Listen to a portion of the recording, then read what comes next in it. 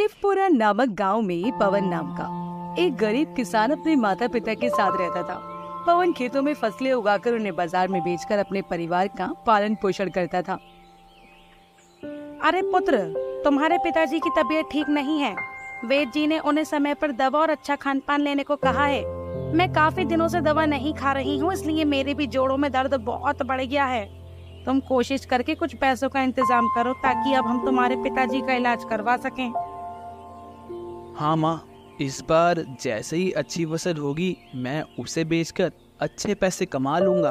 उन पैसों से मैं पिताजी और आपका अच्छी तरह से इलाज करवाऊंगा और फिर देखना माँ, पिताजी और आप पहले की तरह ठीक हो जाएंगे। पुत्र, मैं आशा करती हूँ कि तुम्हारे पिताजी जल्दी से स्वस्थ हो जाएं। ठीक है माँ, अब मैं काम पर निकलूंगा। आप अपना और पिताजी का ख्याल रखना। अब पवन, ये ले खाने का डिब्बा और समय पे जरूर खा लेना खाना। ठीक है माँ, अब मैं चलता हूँ। पवन ये कहकर अपनी माँ से आशीर्वाद लेकर फिर खेतों की तरफ खेती करने चला जाता है।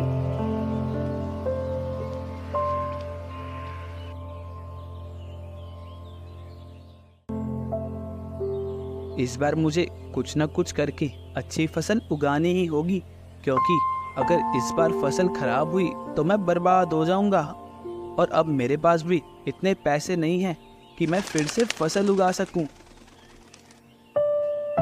पवन ये कहकर खेतों में बीज बोने लगता है। तभी वहाँ उसके गांव का एक दोस्त कमल आता है और कहता है,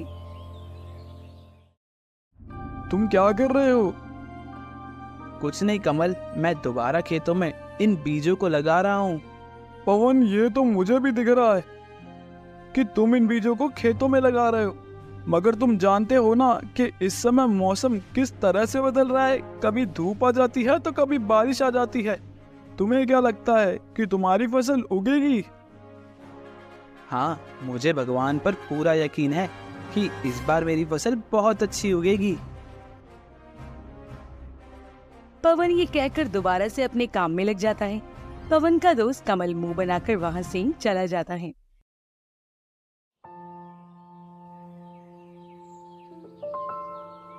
आज तो मैंने लगभग सारे बीजों को खेतों में लगा दिया है और अब मुझे बहुत भूख लग रही है।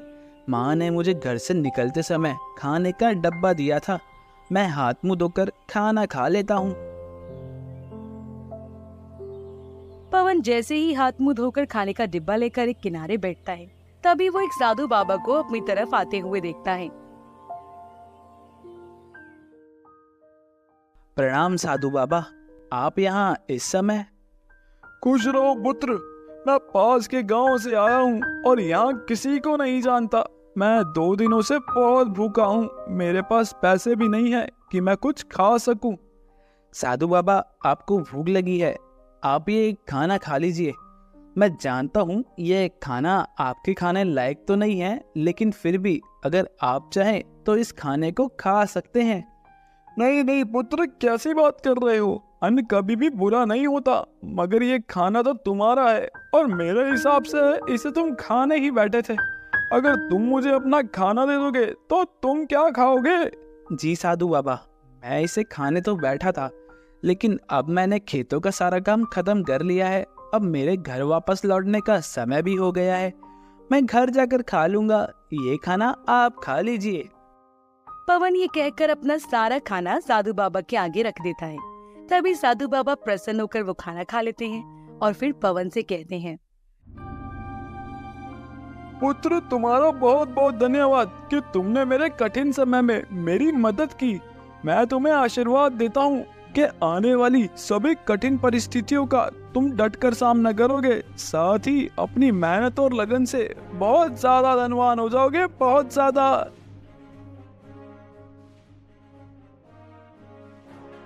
साधु बाबा पवन को ये आशीर्वाद देकर वापस लौट जाते हैं, जबकि पवन उन्हें जाता देख खुद भी अपने घर की तरफ चला जाता है। पवन, अब तू आ गया? हाँ माँ, खेतों में सारा काम जल्दी ही हो गया था, इसलिए मैंने सोचा कि अब घर चलूं। माँ, अगर घर में कुछ खाने को है तो मुझे दे दो, मुझे बड़ी भूख लगी है। पवन, तू जानता है ना, जब से तेरे पिताजी बीमार पड़े हैं तब से मेरे हालात बहुत खराब हैं। मुश्किल से ही गुजारा हो पाता है। जो पैसे मेरे पास थे उनसे मैं तेरे पिताजी की कोई दवाइयाँ ले आई, और रात का जो बचा हुआ खाना था वो मैंने तुझे सुबह दे दिया था। अब खाने को कुछ भी नहीं है घर पे। पवन की माँ घर में उसके खाना न होने के बारे में बताती है, जिसे सुनकर पवन परेशान हो जाता है और फिर वो भूखा ही सो जाता है। कुछ दिन ऐसे ही बीतते हैं। पवन दूसरों के खेतों में काम करके पैसे कमाता है और अपने माता पिता का खर्चा उठाता है। साथ ही वो अपने खेतों में उगी फसल को भी ध्यान रखता है। भगवान की कृपा से मेरी फसलें तो बहुत अच्छी उग रही हैं। आने वाले समय में मुझे इनका बहुत अच्छा मुनाफा मिलेगा। पवन अपने मन में ये बात सोच ही रहा था कि तभी उसका दोस्त कमल फिर से वहाँ आता है और पवन से कहता है, अरे वो पवन, तेरी फसल तो बहुत अच्छी उग गई। क्या बात है, तेरा तो नसीब ही चमक रहा है। आजकल तू दूसरा के खेतों में भी काम कर रहा है और साथ ही साथ तेरे खुद के खेत में भी अच्छी तरह की फसल उग गई है। हमारे खेतों में तो अच्छी फसल हो ही नहीं रही है भाई। ऐसा कुछ नहीं है कमल, बस ये मेरी मेहनत का फल है। और रही बात दूसरों के खेतों में काम करने की, तो अगर मैं काम नहीं करूँगा तो मैं अपने माता पिता का इलाज कैसे करवा पाऊंगा।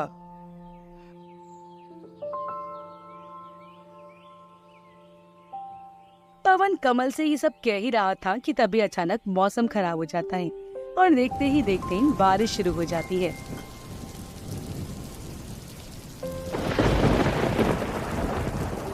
अरे ये क्या, बारिश शुरू हो गई। अगर ये बारिश थोड़ी देर के लिए होती तब तो मेरी फसलों के लिए बहुत अच्छा है, लेकिन अगर ये लंबे समय तक हुई तो मेरी सारी फसलें खराब हो जाएंगी। कमल बारिश होता देख अंदर ही अंदर बहुत खुश होता है और फिर पवन से कहता है, अब मुझे चलना चाहिए, वरना कहीं बारिश तेज ना हो जाए। तुम अपनी फसल का ध्यान रखना।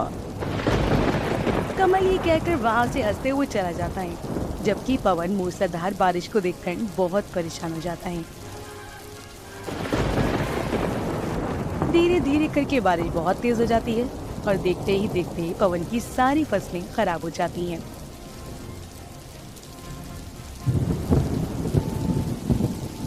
मैं बर्बाद हो गया, मेरी सारी मेहनत बेकार हो गई। पवन ये सोचकर दुखी मन से अपने घर वापस लौट जाता है। क्या हुआ पवन, तू बहुत परेशान लग रहा है। माँ, इस बारिश से मेरी सारी फसलें खराब हो गई और अब मैं पूरी तरह से बर्बाद हो गया हूँ। मेरे पास एक भी पैसा नहीं है जिससे मैं खेतों में दोबारा फसल उगा सकूं। पुत्र, कोई बात नहीं, ये सब नसीब का खेल है। आज हमारा बुरा समय है, कल हमारा अच्छा समय भी आएगा। तुम दिल छोटा मत करो, देखना कोई ना कोई रास्ता जरूर निकलेगा। पवन अपनी खराब हुई फसलों के बारे में सोच सोचकर बहुत दुखी हो रहा था। तभी उसके मन में एक विचार आता है, मुझे पिताजी के इलाज के लिए कुछ न कुछ तो करना ही होगा। ऐसा करता हूँ, मैं राजा के पास जाता हूँ और उनसे काम मांगता हूँ। मुझे विश्वास है कि वो मुझे कोई ना कोई काम तो जरूर देंगे। पवन ये सब सोचते हुए राजा के पास जाता है और राजा से कहता है, प्रणाम महाराज, मैं पवन हूँ। मैं इसी गांव में रहने वाला एक गरीब किसान हूँ। हाँ पवन, बताओ तुम यहाँ किस काम के लिए आए हो? महाराज, बारिश से मेरी सारी फसलें खराब हो गई हैं। मैं पूरी तरह से बर्बाद हो गया हूँ और मेरे पिताजी बहुत बीमार हैं। मेरे पास इतने पैसे भी नहीं हैं जिससे मैं अपने पिताजी का इलाज करवा सकूं। इसलिए मैं आपके पास आया हूँ। आप मुझे कोई काम दे दें जिससे मैं अपने परिवार का पालन पोषण कर सकूं। राजा पवन की बात सुनकर पवन से कहता है, ठीक है पवन, मैं तुम्हें अपने महल में काम पर रखता हूँ। तुम्हें मेरे महल के बगीचे में लगे सारे पेड़ पौधों की काट छाट करनी होगी। पवन राजा के दिए हुए काम को खुशी खुशी स्वीकार कर लेता है, जबकि पवन उसी महल के बगीचे में कमल भी पेड़ पौधों को काट छाट करता है। कमल पवन को महल में देख अंदर से क्रोधित हो जाता है और मन में सोचता है, अच्छा तो पवन अब यहाँ भी काम करने लगा है। देखता हूँ ये यहाँ कैसे काम करता है। कमल ये सोचते हुए वहां से चला जाता है। कुछ दिनों बाद राजा पवन से काम से बहुत खुश थे। वहीं राजा की खुशी देखकर कमल एक चाल चलता है। इस सारे खजाने को मैं पवन के झोले में रख दूंगा और जब इस खजाने को तोला जाएगा तब मजा आएगा। कमल राजा के खजाने को चुराने के बाद पवन के झोले में रख देता है और फिर वो चला जाता है। कुछ समय बाद मंत्री जी राजा से कहते हैं, महाराज महल से आपका खजाना गायब हो गया है। मंत्री जी, आप ये क्या कह रहे हो? मेरा खजाना महल से आखिर किसने चुराया? राजा अपने खजाने की चोरी होने की बात सुनकर महल में काम करने वाले सारे नौकरों को एक जगह बुलाकर उनसे पूछताछ करते हैं। देखो, मैं जानता हूँ कि मेरा खजाना तुम में से ही किसी ने चोरी किया है। जिसने भी ये काम किया है वह चुपचाप मुझे बता दो। अगर तुमने खुद अपने मुंह से सच बता दिया तो मैं तुम्हें सजा नहीं दूंगा, लेकिन अगर मैंने खुद तुम्हें रंगे हाथों पकड़ लिया तो मैं तुम्हें बुरी सजा दूंगा, बुरी। राजा सबसे अपनी बात कह रहे थे, तभी कमल बोलता है, महाराज मैंने कमल को उसके झोले में कुछ छुपाते हुए देखा था। हो सकता है कि वो आपका खजाना हो। आप उसकी तलाश लीजिए। राजा कमल की बात सुनकर मंत्री को पवन की तलाशी लेने के लिए कहते हैं। महाराज ये देखिए, ये आपका खजाना पवन ने अपने झोले में छुपा रखा था।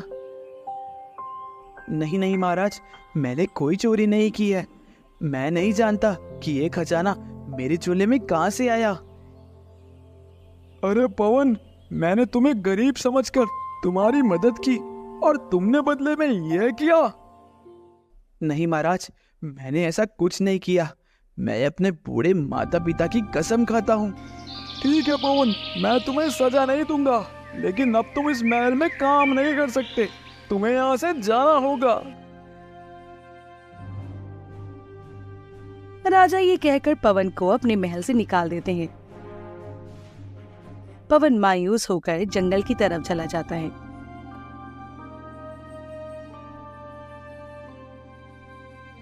जहां वो मायावी दोस्त मंगल और प्रेम पवन को आते हुए देखते हैं।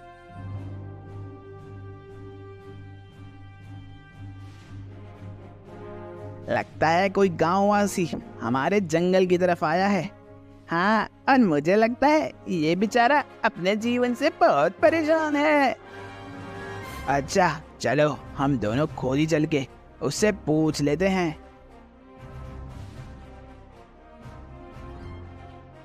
अरे सुनो, तुम कौन हो और यहाँ क्यों आए हो? हमने तुम्हें यहाँ पहले तो कभी नहीं देखा।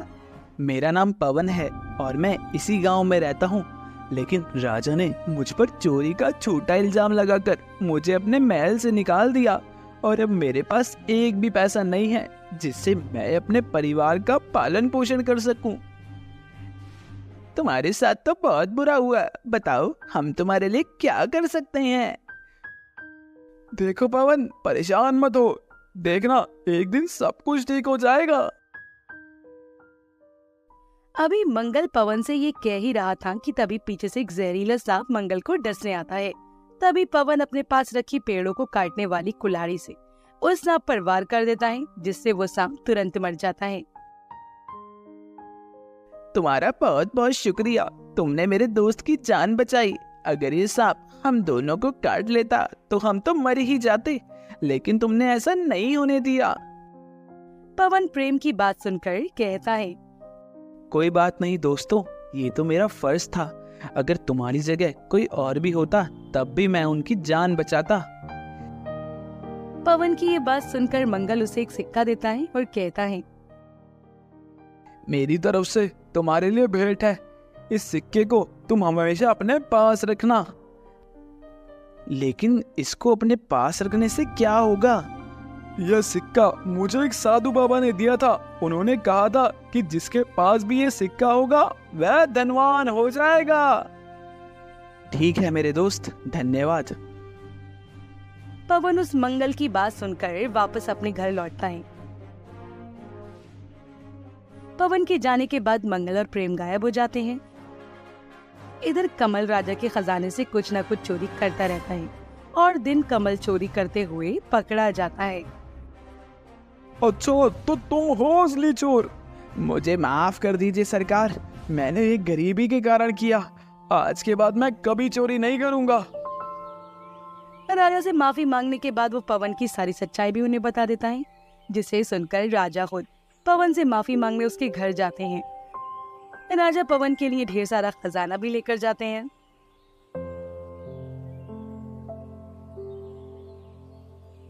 मुझे माफ कर दो पवन, मुझसे बहुत बड़ी गलती हो गई। आज मैं अपनी गलती का पश्चाताप करने आया हूँ। मुझे उम्मीद है कि तुम मुझे माफ कर दोगे और मेरी तरफ से ये भेंट स्वीकार करोगे। कोई बात नहीं महाराज, मैंने आपको माफ किया। आपके सामने मेरी सच्चाई आ गई, यही मेरे लिए काफी है। मुझे इस खजाने का कोई लालच नहीं है। मुझे पता है पवन, तुम्हें इस खजाने का कोई लालच नहीं है, लेकिन मैं तुम्हें यह अपनी खुशी से दे रहा हूँ। राजा के बहुत कहने पर पवन वो खजाना लेता है और उस खजाने को पाकर पवन बहुत बहुत धन्यवान हो जाता है। ये देखकर पवन की माँ कहती हैं, देखा पुत्र, नसीब का खेल पर मुझे पूरा यकीन था, एक दिन तुम जरूर कामयाब होगे।